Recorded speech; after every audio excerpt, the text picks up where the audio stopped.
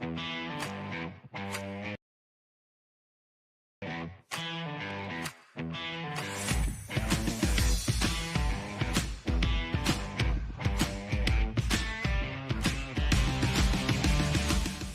bit further up. Let's move on to Chelsea. Again, great successes last year with some outs and ins. Macca, I know you've got an opinion on this one as well as us. Well, we all do. But, Jake, I might throw to you. I know you're frantically having a look. I'll just open it to the panel.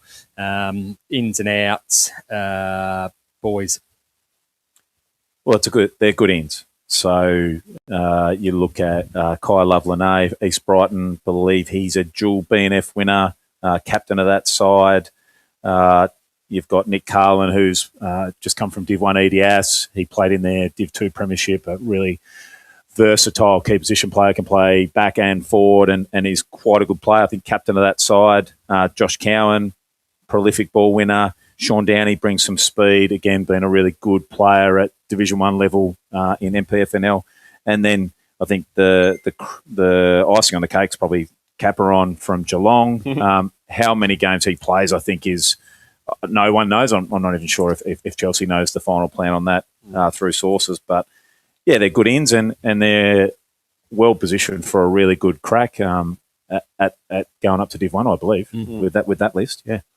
I'm excited, Macca, to see Sean Downey back in our competition. Yeah. One of the best local footballers I've seen getting around. Yeah, I'm wondering whether Rosebud had a dip there. Obviously, being an old Rosebud boy, I'm sure they did. But Sean's a great addition back in the competition, and obviously, it looks 2 East Brighton boys have come. Interesting, East Brighton, how they're travelling at the moment with a lot going on with that footy club. But look, I think Carlin, I've got a funny feeling too there might be another Edie boy that's gone over there, possibly York, I'm hearing, that maybe has gone across with Carlin as well. Yep. So they are, like, when you talk ins, they are very, very high-end ins, without a doubt. And we already know their list was quite good last year. Yeah, there's a lot of ins and only listed on our information, just the one, Rory Grigg-Smith. Yeah, but I suppose with Chelsea, a lot of the side will be playing up a level. So I think Daniel Capron is, from recent memory, was captain of Geelong. Yep. So you've got some kids from the Stingrays that are touted to go high at VFL level as well. So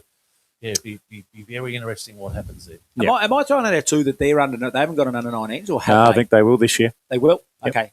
Yep, Because that's I the know word on the Edie's propped street. them last year a bit. Yep. Yeah. Chelsea will. The word on the street, Bomb Beach doesn't. Right. I haven't had that confirmed, but I've seen the I've posted heard as well that Bomb Beach don't have a 19. that Chelsea apparently will for the first time in a few years. Okay. Yep. Feel free to jump on socials and let us know if we can have someone with a bit of cred to let us know whether or not that is the case, because we want to try and get to the bottom of rumour mills on Halftime Heroes, and if you can help us out.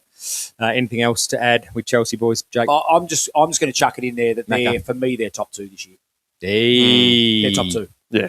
With the talent they've brought in, it'd be hard not to put them up there. Yeah. I think they've had two pretty disappointing finals runs the last 2 years with pretty early exits, with finishing all right. So I think this is sort of a be-all, end-all for Chelsea, and I think this is their chance to really put their foot on the throttle and give them a boost up to hopefully play Div 1. I think it's time.